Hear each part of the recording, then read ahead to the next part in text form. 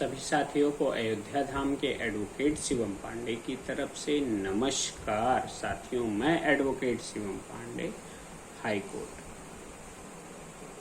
जैसा कि आपको पता है कि आज 15 अगस्त स्वतंत्रता दिवस है, इसलिए सबसे पहले मैं आप लोगों को स्वतंत्रता दिवस की हार्दिक शुभकामनाएं देना चाहता हूं। आज के दिन हमारा देश आजाद हुआ था।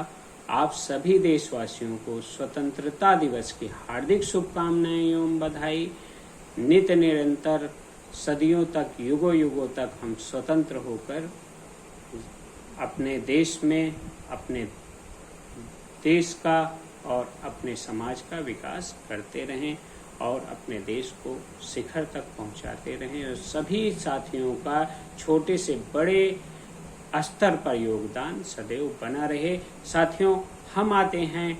मुद्दे पर। आज का मुद्दा है बीएड बीटीसी आदेश। साथियों, पूरा आदेश 46 पेज का आदेश मैंने पढ़ लिया है और संडे और मंडे 2 दिन मुझे लगे हैं, चूँकि अपने व्यस्ततम कार्यक्रम की वजह से पूर्णतः समय नहीं मिल पाया, इसलिए पूरा आदेश पढ़ने में मुझे लगभग 48 से 72 घंटे लगे हैं। 2-2, 3-3 पेज पढ़ के उसकी समरी निकालना, उसको आदेश के विषय में जो चीज़ें हैं उनको क्लियर करना और बीएड के लिए क्या महत्वपूर्ण है, इन चीज़ों को दर्शाते हुए एक ग्राफ पेपर बनाना और कंप्लायंस के लिए उस ग्राफ पेपर को इकट्ठा करके, कलेक्ट करके चीज़ों को सही ढंग से प्रस्तुत करने में समय लगा, जिस कारण से मैं आप लोगों को पहले ही पार्ट हेड बता चुका था। आज आदेश का पूरा सार बताऊंगा। साथियों, आदेश चूंकि राजस्थान उच्च न्यायालय से चला हुआ था,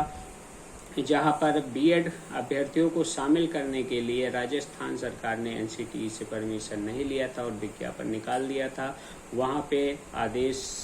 को माननीय उच्च न्यायालय राजस्थान ने खारिज कर दिया था और बताया था कि नहीं, बीएड अभ्यर्थी इसमें भाग नहीं ले सकते हैं, पार्टिसिपेट नहीं ले सकते हैं। एनसीटीई की गाइडलाइन के अनुसार आपने एनसीटीई से परमिशन नहीं ली है। यही विवाद जब पूरे भारत के लिए चलकर सर्वोच्च न्यायालय में आए तो सर्वोच्च न्यायालय ने भारत की सभी वैकेंसियों को अंतिम आदेश के अधीन करते हुए सुनवाई प्रारंभ की और उस सुनवाई में एनसीटीई ने जो अपने पक्ष रखे, उस पक्ष के हिसाब से माननीय सर्वोच्च न्यायालय उनसे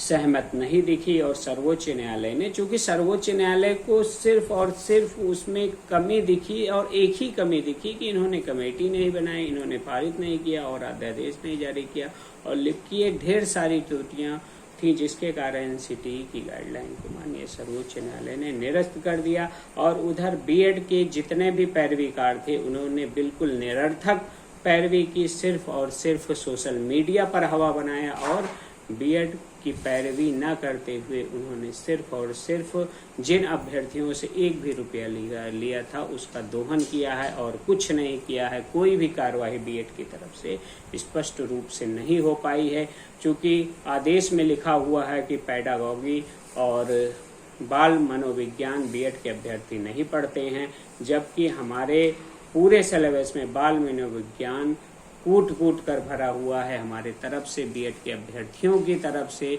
वकीलों के द्वारा अपनी बात माननीय सर्वोच्च न्यायालय में ढंग से नहीं प्रस्तुत की गई है, जिस कारण से बीएड अभ्यर्थियों को उच्च शिक्षा के लिए ही माननीय सर्वोच्च न्यायालय ने योग्य माना है। अब जबकि आप और हम जो बीएड और बीटीसी करते हैं सब जानते हैं कि सिलेबस क्या है, उसके बाद भी वकीलों के आपसी द्वंद्व के कारण और बीटीसी के द्वारा अपनी भूमिका अच्छे से सिद्ध कर लेने के कारण और बीएड के अभ्यर्थियों द्वारा अपनी चीज़ों को अच्छे से न बताने के कारण यह आदेश आया है। और बीएड को सिर्फ और सिर्फ एक कारण से प्राथमिक विद्यालय से माननीय सर्वोच्च न्यायालय ने अलग किया है कि ये पैडागॉजी नहीं पढ़ते हैं। पैडालॉजी के संदर्भ में अगर केवल बीएड का पाठ्यक्रम, अगर केवल यूपी के बीएड का पाठ्यक्रम रख दिया जाता तो सारी चीजें स्पष्ट हो जाती, लेकिन पैरवीकारों ने बहुत ही बड़ी भूल कर दी, जिससे आज देश के पूरे बीएड अभ्यर्थी सशंकित हैं और इस सोच में पड़े हुए हैं कि आगे उनका क्या होना है, और बहुत चिंतित हैं। और चिंतित होने के बाद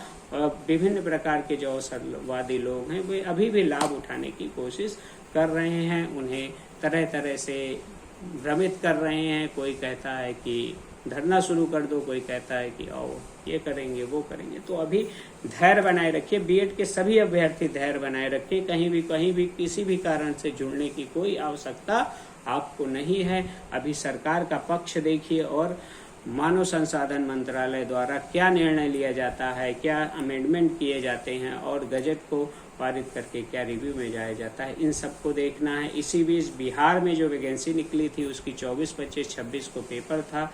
और उसमें से बीएड को बाहर करने के लिए, पूरी विज्ञप्ति को रद्द करने के लिए डीएलएड के अभ्यर्थी माननीय सर्वोच्च न्यायालय गए हुए थे, जिनकी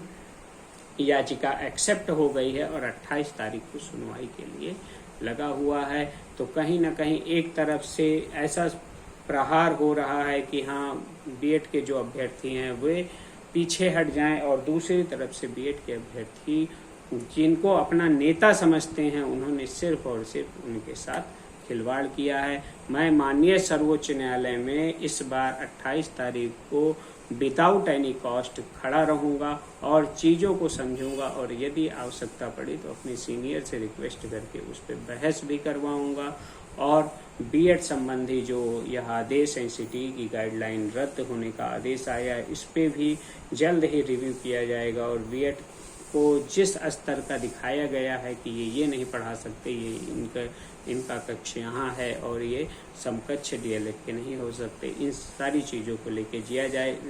माननीय सर्वोच्च न्यायालय में जाया जाएगा। साथियों, आप लोग धैर्य बनाए रखिए, धैर्य के अलावा कुछ न कीजिए। आप बहुत ही अगर उत्सुक हैं तो सोशल मीडिया पे, ट्विटर के माध्यम से बार बार सरकार को, और एक व्यक्ति एक दिन में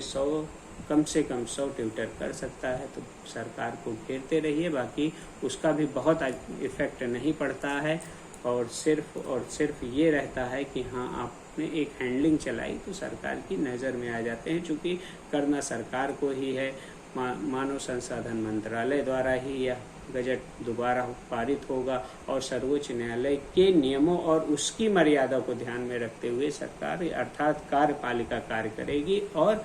बीएड अभ्यर्थियों के लिए कोई न कोई विकल्प तलाशेगी। और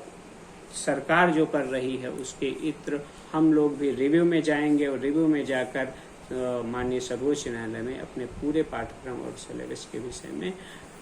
उनको अवगत कराएंगे, और आदेश के जो पार्ट हेड हैं उन्हें बदलवाने की कोशिश करेंगे। लेकिन अभी हम सिर्फ और सिर्फ सरकार पर ही नज़र बनाए रखे हैं।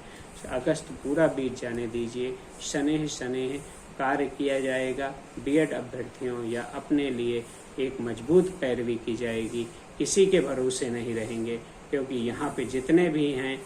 वे एक उल्लू के समान हैं, जो जानते कुछ नहीं है, विधिक रूप से परिपूर्ण नहीं है, और सिर्फ अभ्यर्थियों को गुमराह करते हैं और अपनी नेतागिरी झाड़ते हैं। आप लोग धैर्य बनाए रखिए, पूरे आदेश का सार निकाल लिया गया है, और आदेश की कमियों को आगे रखकर आगे कार्य किया जाएगा, क्योंकि हम एक ऐसे प्रबुद्ध वर्ग से हैं कि जो वर्ग कभी हार नहीं मानता है। हम शिक्षक हैं, हम प्रत्येक स्तर पर लड़ाई लड़ना जानते हैं, और आपके बीच में बीएड के विभिन्न